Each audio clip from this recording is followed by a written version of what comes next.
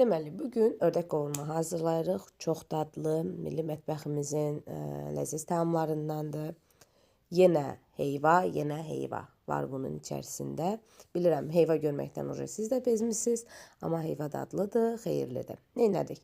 Ördəyimizi doğrayırıq, daha sonra içinin piyindən qazanımızın dibinə yaxşıca yayıb və ətlərimizi içərisinə yerləşdirib bir müddət qızardırıq.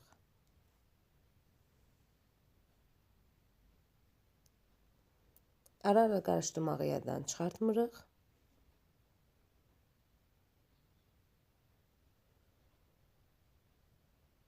Daha sonra isə incə şəkildə doğramış olduğumuz soğanlarımızı heyvanın üzərinə əlavə edib bir müddətdə soğanla bir yerdə qızardırıq. Qızardırıq deyəndə kiçik istilikdə, az istilikdə qapağı bağlı bir şəkildə buğda bişiririk əslində. Və soğanı əlavə etdikdən sonra ağız dadımıza uyğun olaraq üzərinə duz əlavə edirik.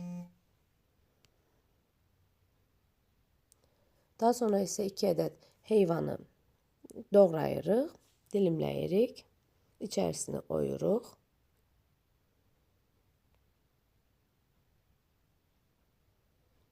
Və 300 qram şabalıdımız var. Şabalıdımızı bişməkdə olan yeməyimizin üzərinə əlavə edirik.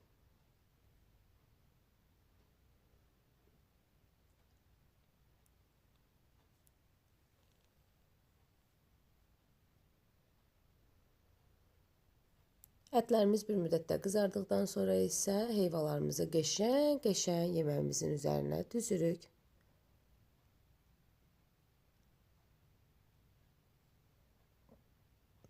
Son olaraq isə üzərinə təxminən 2 stakan qaynar su əlavə edib dəmləyirik. Yeməyimiz təxminən 4-5 saat ərzində hazır olur. Ördəyinizin yaşlı mı, cavan mı olmağından asılı olaraq yeməyimiz təxminən 4-5 saat ərzində bişir və görürsünüz suyunda qəşəng belə qaynır. Həqiqətən də mən bu yeməyi daha əvvəllər yemədiyimə çox peşman olmuşam. Təsadüfi şəkildə dadına baxdıqdan sonra necə möhtəşəm bir şey olduğunu görənə qədər. Və son halı bu şəkildədir. Suyu tam şəkildə çəkildi, yağında qaldı və bu da son servisə gedən halıdır. Hazırlayan hər kəsə indidən nuş olsun.